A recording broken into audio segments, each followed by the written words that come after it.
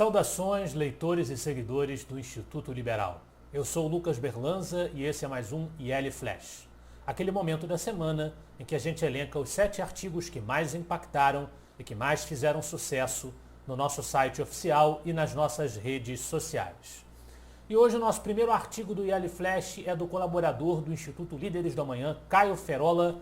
Será que somos verdadeiramente livres?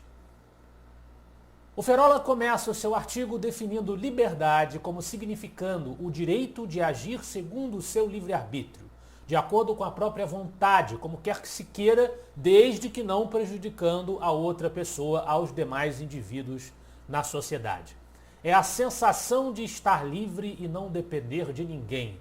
Não depender de ninguém para fazer o que se deseja, não depender de ninguém para poder realizar os seus intentos, aquilo que está ao seu alcance.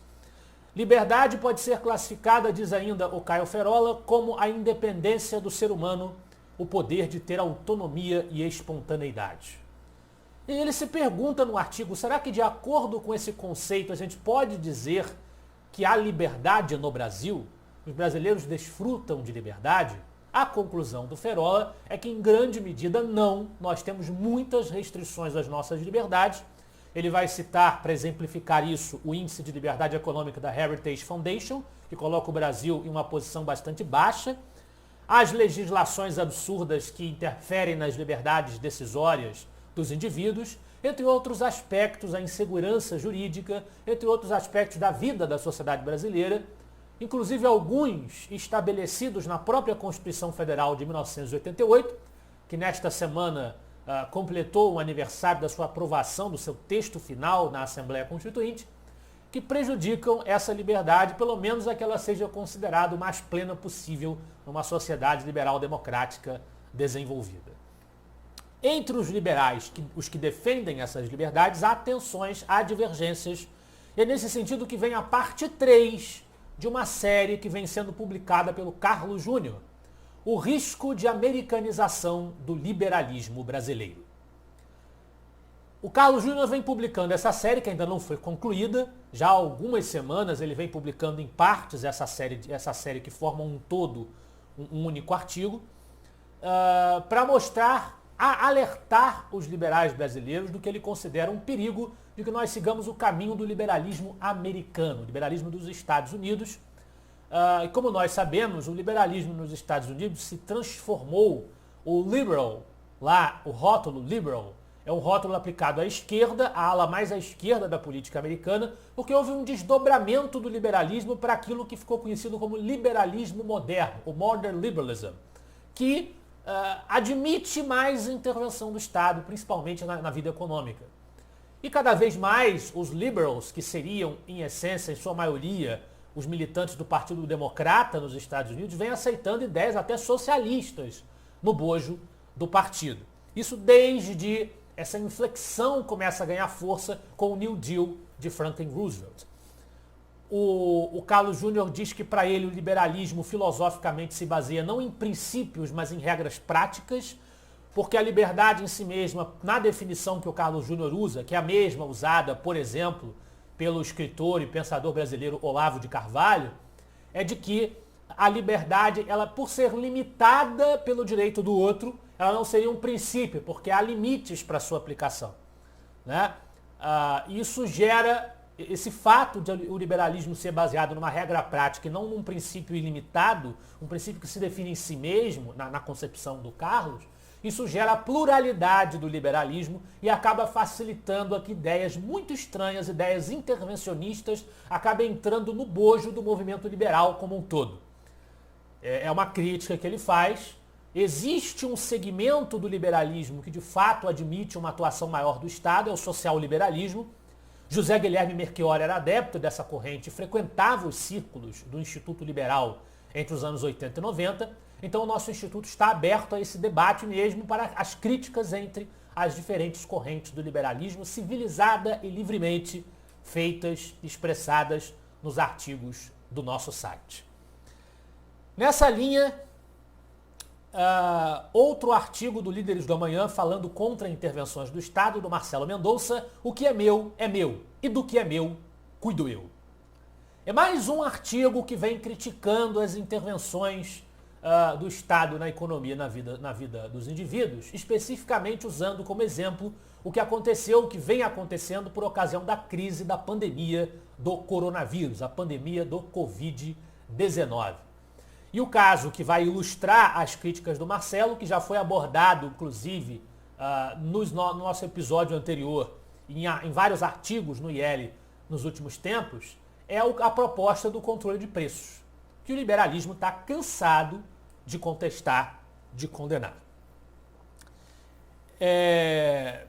Uma coisa que a gente não disse, é importante frisar, é que tanto o artigo do Carlos Júnior, quanto o artigo do Marcelo Mendonça, quanto o artigo que vem agora, ficaram empatados nos índices de avaliação do nosso IEL Flash. A gente tem que estabelecer uma ordem para expô-los, mas na verdade eles estão empatados. Então, fechando esta trinca, a gente tem o artigo mais polêmico da semana, sem sombra de dúvidas, que é o artigo do Lucas Sampaio, Protestos anti-máscaras, quando a irresponsabilidade se torna virtude e é louvada pelos liberais.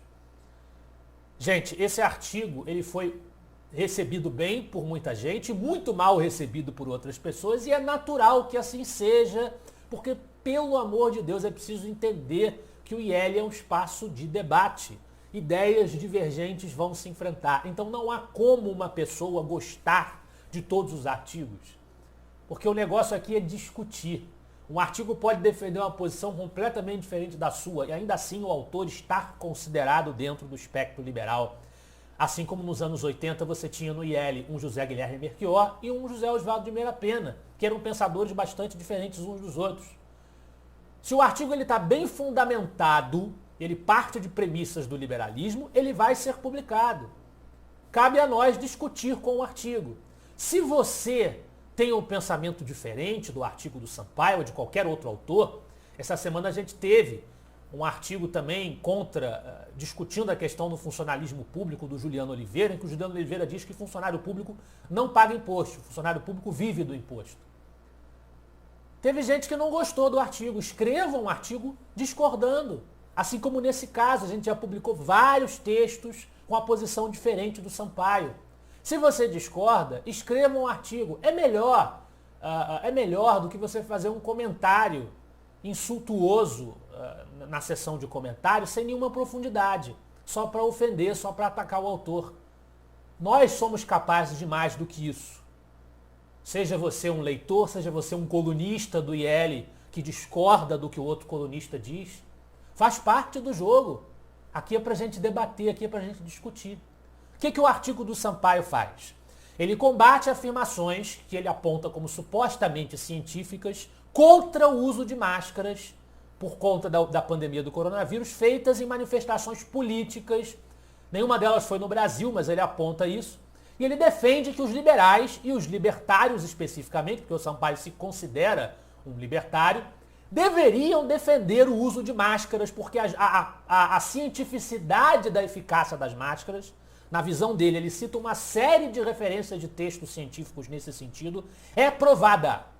Então, é anticientífico e negacionista, na visão do Sampaio, fazer campanha política contra a máscara. É a opinião dele. E ele defende que os liberais devem defender o uso da máscara. Ele nem entra muito no mérito sobre a polêmica da obrigatoriedade ou não do uso da máscara, que foi debatida. Vários articulistas nossos já publicaram texto aqui contra essa obrigatoriedade.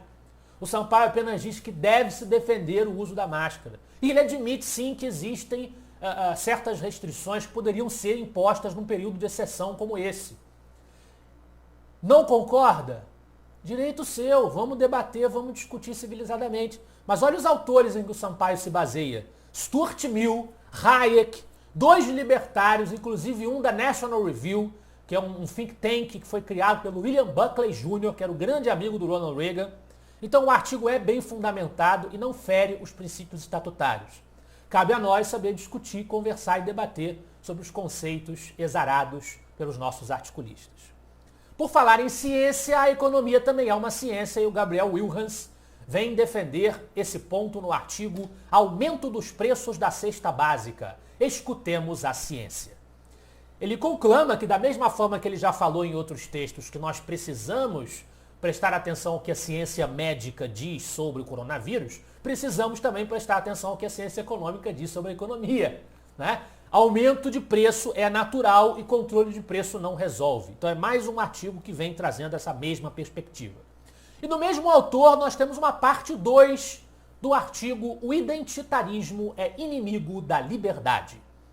Ele traz a segunda parte da sua série. Parabéns ao Gabriel Wilres, que está no IL Flash de novo, na mesma série. A parte 1 entrou no IL Flash, a parte 2 também está entrando, em que ele critica as políticas identitárias. O recado é basicamente o mesmo da parte 1, mas ele vai citar o exemplo da Universidade de Edimburgo, que retirou o nome de David Hume, um dos grandes filósofos modernos, importante na história do liberalismo, de uma de suas torres, porque supostamente o David Hume escreveu textos racistas. Os identitários, com esse tipo de sanha persecutória ao passado, à história, fazendo julgamentos anacrônicos, partindo das perspectivas contemporâneas, eles acabam sendo reacionários, destrutivos e anacrônicos. Para a felicidade nossa, na liderança, temos um artigo não apenas de minha autoria, como um artigo que é uma resenha, o que demonstra o interesse do nosso público no livro que está sendo resenhado. Governo Onipotente, o Caminho da Servidão, de Mises. Para quem não sabe, a LVM Editora tem um projeto de assinatura de livros chamado Clube Ludovico, e eles mandam livros todo mês para quem assina.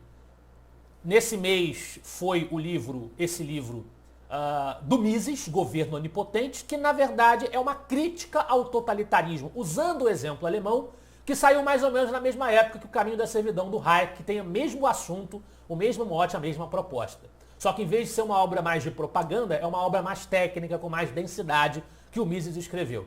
Então eu basicamente apresento esse livro aos leitores do Instituto Liberal. Esse foi o nosso IL Flash de hoje. Eu espero que vocês gostem dos artigos e dos debates, da pluralidade da nossa linha editorial. Semana que vem estaremos de volta. Afinal de contas, para nós, você é a parte mais importante da sociedade. Até a próxima.